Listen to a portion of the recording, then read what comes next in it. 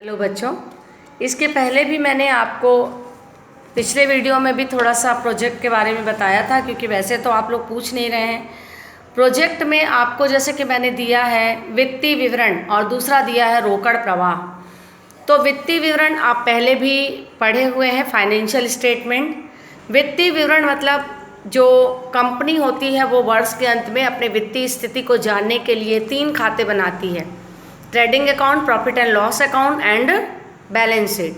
तो वास्तव में वित्तीय विवरण जो कि एक निश्चित समय अवधि में व्यापार के वित्तीय परिणामों को दर्शाता है।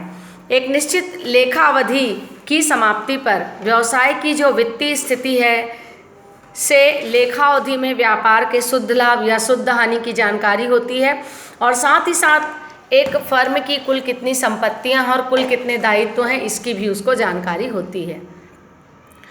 ये जो आर्थिक स्थिति या चिट्ठा या तुलन पत्र जिसको हम कहते हैं, जिसमें एक ओर हम संपत्तियों को प्रदर्शित करते हैं और दूसरी ओर हम दायित्वों को प्रदर्शित करते हैं। उसी प्रकार से लाभ हानि विवरण या आय का जो विवरण होता है, लाभ का विवरण या आय का विवरण एक ऐसा विवरण है जो कि एक निश्चित अवधि में कंपनी या व्यापार में होने वाले समस्त आय और समस्त व्ययों को प्रदर्शित करता है। इसी में मैंने आपको एक प्रोजेक्ट दिया हुआ है रोकड़ प्रवाह विवरण, कैश फ्लो स्टेटमेंट। वास्तव में रोकड़ प्रवाह विवरण एक ऐसा विवरण है जो एक दी हुई अवधि में किसी उपक्रम के रोकड़ एवं रोकड़ तुल्य के अंतर, वाह तथा प्रयोग, यूजेस और आउटफ्लो को वो दिखाता है, इनफ्लो और आउटफ्लो को वो दिखाता है। कंपनी अधिनियम 2013 की धारा 129 के अनुसार कंपनी को प्रत्येक वर्ष निर्धारित प्रारूप में जो है अधिनियम 2013 की अनुसूची 3 के अनुसार जो है अपने वित्तीय विवरण को प्रदर्शित करनी पड़ती है। आपको कंपनी का जब अंतिम खाता बनाएंगे, जो प्रोजेक्ट बनाएंगे, उसमें सबसे पहले आप लिख लेंगे कि लाभ तथा हानि या आय का विवरण क्या है। उसके बाद प्रारूप आपने 11th में पढ़ा भी है। लाभ हानि खाता मतलब एक निश्चित अवधि के अंत में व्यापार में होने वाले शुद्ध लाभ और शुद्ध हानि को प्रदर्शित करते हैं, जिसमें आपने देखा व्यापार भी बनाते हैं। व्यापार में आपने देखा डेबिट में आप लिखते हो प्रारंभिक स्टॉक, क्रय, क्रय में क्रय वापसी को घटाते हो और प्रत्यक्ष व्ययों को लिखते हो।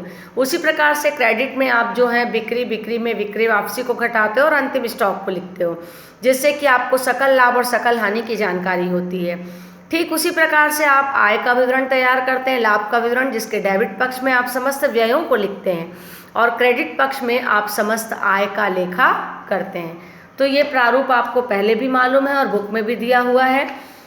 उसके बाद आपको कंपनी अधिनियम 2013 बदल गया है, तो चिट्ठे का प्रारूप थोड़ा सा चेंज रहेगा। तो चिट्ठे के प्रारूप में आप देखेंगे, बैलेंस शीट का प्रारूप आपको बुक में दिया हुआ है। तो आपका विवरण, उसके बाद नोट नंबर, इसके बाद जो है चालू वर्ष का और गत वर्ष का ये जो है राशि आपको लिखना होता है। तो आप उसमें देखेंगे कि सबसे पहले हम लिखते हैं दायित्व को। तो समता और दायित्व शीर्षक दिया रहता है, इसके बारे में हम डिटेल चैप्टर में पढ़ेंगे। फिर उसी प्रकार से आपका अंश पूंजी आता है, फिर आता है गैर चालू दायित्व, फिर होता है चालू दायित्व, और जस्ट दायित्व के नीचे ही आता है संपत्ति। संपत्ति में भी वैसी आपका गैर चालू संपत्ति, फिर चालू संपत्ति, ये जो है हम प्रदर्शित करते हैं। तो ये चिट्ठे का प्रारूप भी आपका कंपनी अधिनियम 2013 के अनुसार थोड़ा सा चेंज है। तो ये आप बना लेंगे कंपनी